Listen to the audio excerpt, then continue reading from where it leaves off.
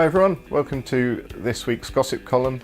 Tonight we're going to be looking at my top 5 picks from Winter NAMM 2018. So, straight in at number 5 is the Ibanez A Zed range, and yes, it's A Zed because I'm English, Z, not Z. Really fascinating range, something different from Ibanez. Available with older basswood bodies, available in the Korean premium range or the Japanese prestige range. Choice of HSS or HH, comes with pick guard or without a pick guard, and it's clearly a tip of the hat to Sir, but Ibanez's take on that. 9-way super switching, bespoke Seaman Duncan pickups, but best of all, roasted maple neck and fingerboards, and I've never ever played a roasted maple neck that I didn't absolutely love. So looks absolutely amazing on paper, and some of the dealers I know assure me they're just as good in the hand, so really excited to see some more of those. Number 4 is the Lurgan GL10 electric guitar. Lurgan are my favourite acoustic brand.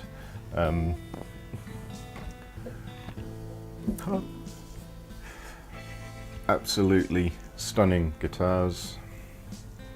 Handmade in Northern Ireland.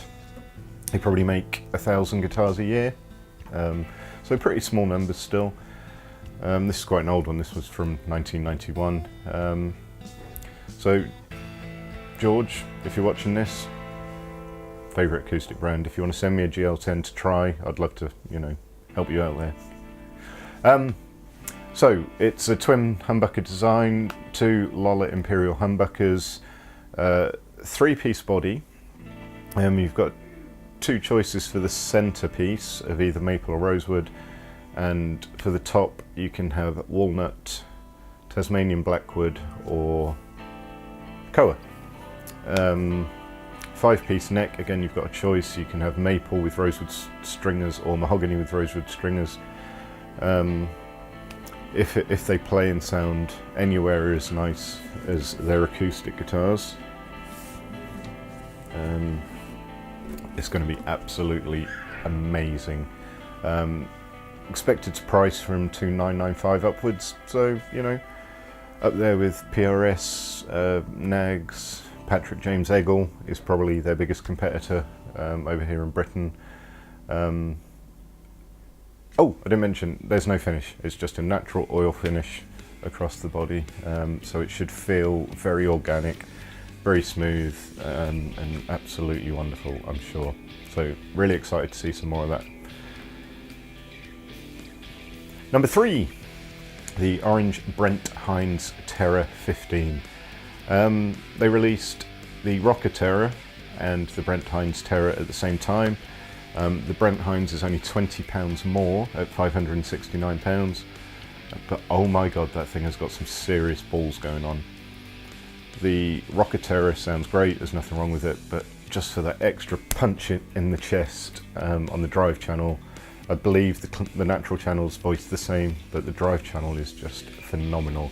From low gain tones right up to the pot all the way to the right. It just sounds huge, it's got clarity, and for a lunchbox type head to have that much personality is pretty impressive.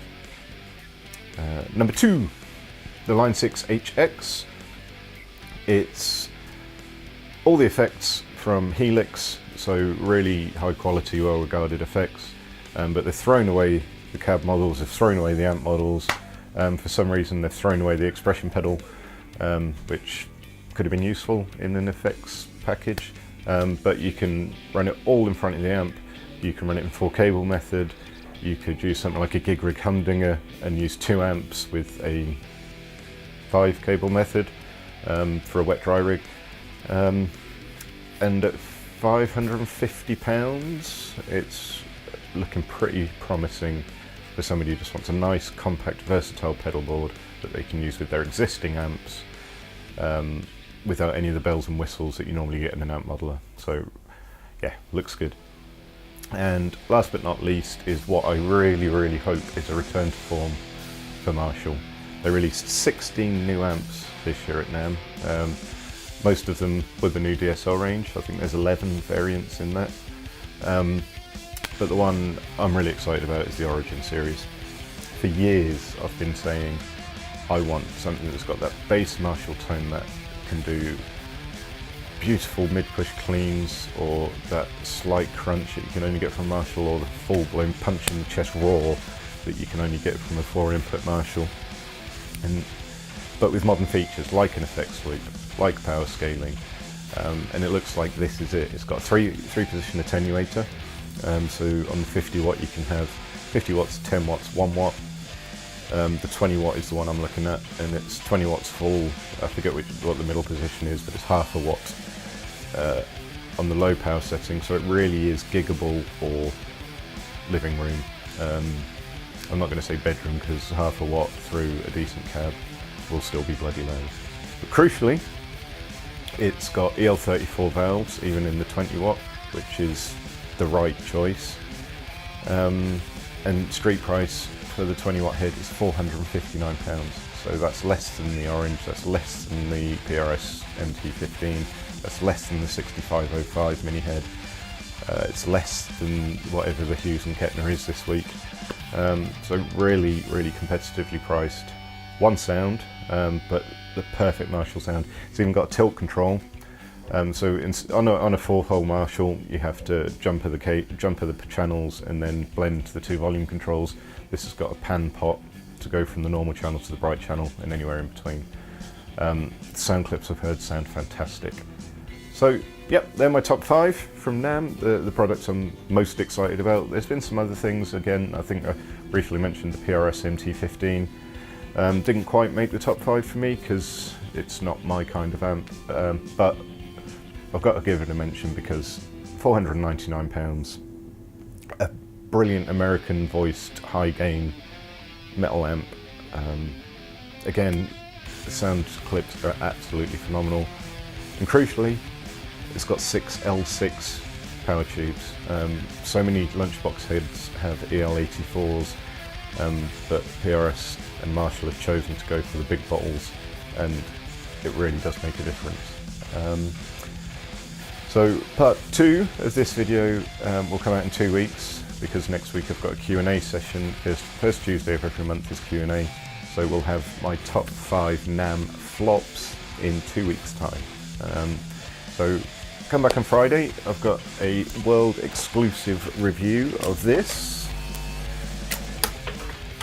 which is the Flatley Revstar Reverb. So that's this coming Friday. That's one to watch.